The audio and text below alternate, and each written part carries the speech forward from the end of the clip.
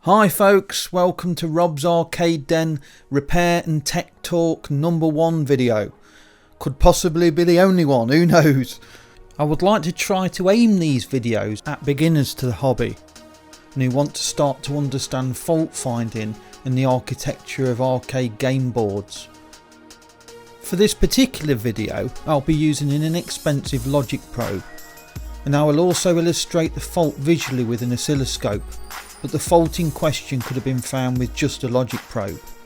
So without further ado, let's get started. Space Invaders was released in 1978 by Taito to worldwide acclaim and licensed to Midway for the North America and European markets.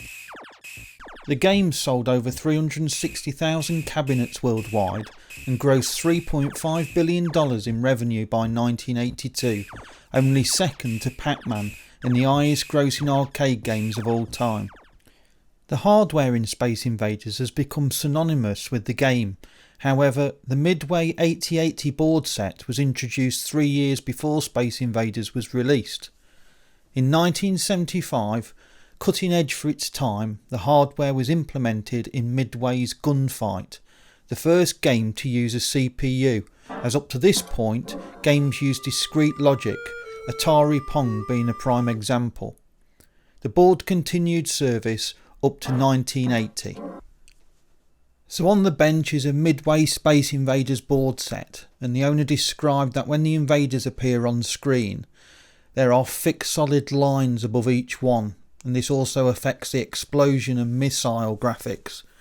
This fault also affects the movement, as after a while the invaders seem to plummet to the bottom of the screen and we get a game over state, even in a track mode, which doesn't happen usually.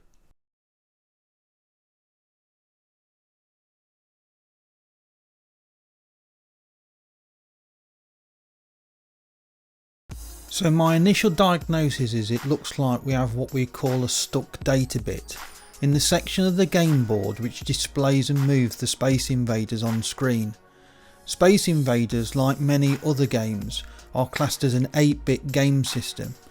This means that the path throughout the game board to pass data is 8 digital bits wide.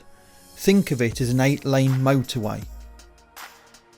Each digital bit has 2 states, on or off, or 1 being on and 0 being off, or we might refer to these as a high state and a low state. In the context of Space Invaders, as well as other games, some of this digital data is written to an area of memory called screen memory, which allows many data bits to be stored in defined patterns to draw images directly to the screen. This is sometimes referred to as a bitmap.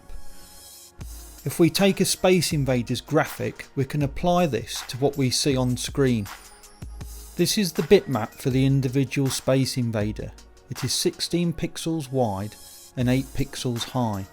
To make up this bitmap, there will be 16 values or combinations of 8 bits which are on or off to create the Space Invader image. So let's apply this knowledge to the fault. By looking at the image on screen, it is apparent that the uppermost bit is stuck on. If we apply this to the bitmap, it highlights that the stuck bit is data bit 7.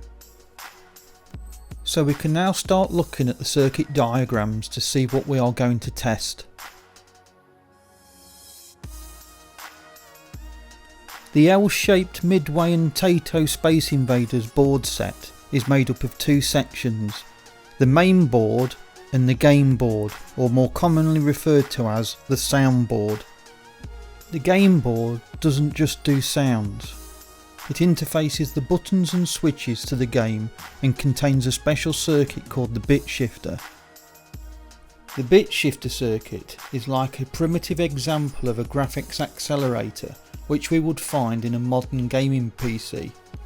In Space Invaders, it offloads the drawing and movement of the invaders off the CPU, allowing smoother movement as it can shift single digital bits of data around the screen instead of large blocks.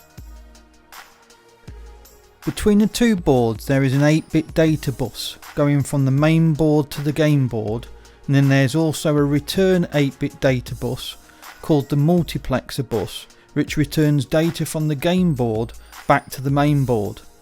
It's called the multiplexer bus as it contains the information for the switches and buttons of the game, as well as the bit shifter.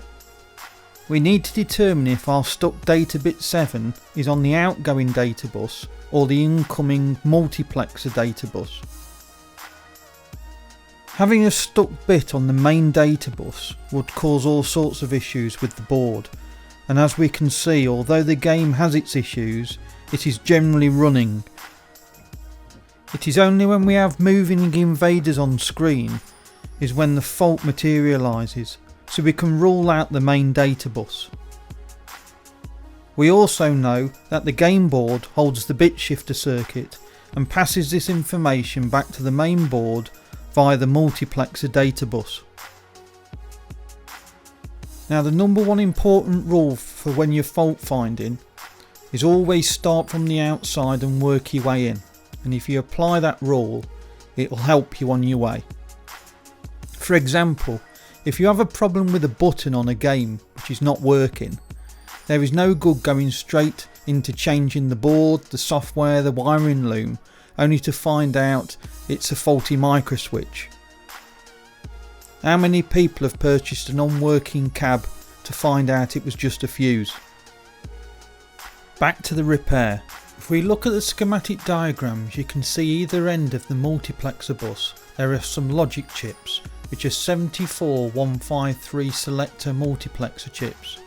These basically switch between the buttons and switch data and the bit shifter data so the main board can interpret this data. Because the multiplexer bus is coming from the game board back to the main board, it is one way. We are interested in bit 7 of the multiplexer bus, marked MX7. We follow the line on the schematic up to the first 74153 chip, which is at location A2 on the main board, and we can see that the MX7 line enters the chip at pin 11. This now gives something for us to test. Bring in the logic probe! We place the probe on pin 11 of A2. And as you can see, the pin is held high. If we compare this to pin 11 on the adjacent 74153 multiplexer chip, you can see it's pulsing, which is what you would expect.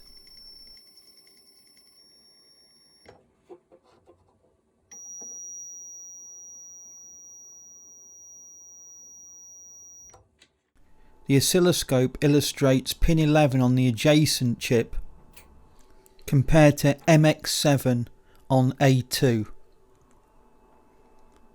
You can see it's held high.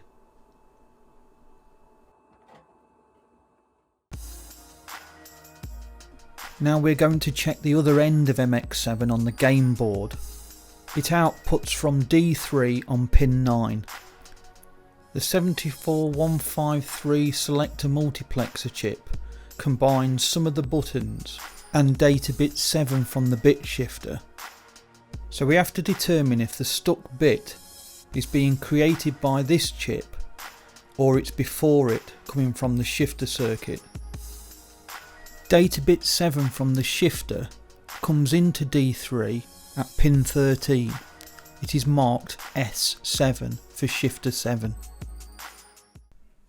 We place the probe on pin 13 of D3. Remember, pin 13 is the S7 input. As invaders come on the screen, it will start to pulse.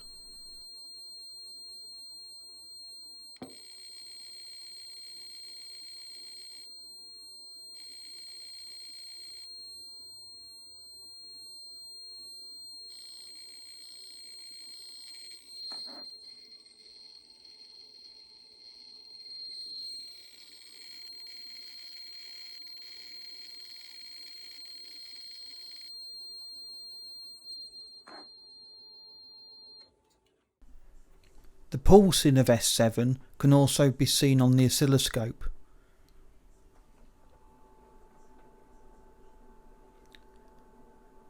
This determines that S7 isn't stuck and is working correctly.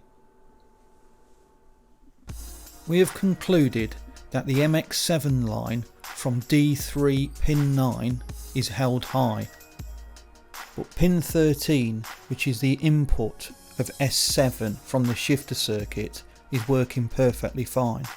Based on our findings, it looks like D3 is faulty. By grounding pin 9 of D3 makes the lines disappear.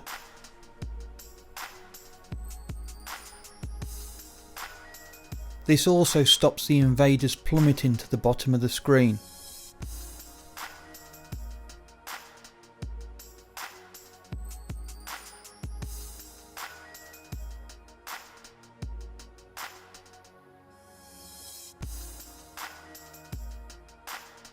We must not rule out that A2 on the main board could also be holding the MX7 line high. The best way to determine this would be to temporarily clip the MX7 line at D3 or A2. This physical break decouples the MX7 line, and by probing either D3 pin 9 or A2 pin 11 would reveal which chip is holding the signal high. Equally, if both chips were replaced and the MX7 line was still high, this would mean that there was likely a short on the board and further investigation would have to be made. I decided to replace D3 on the game board, and as you can see, it fixed the issue. The game is now running perfectly.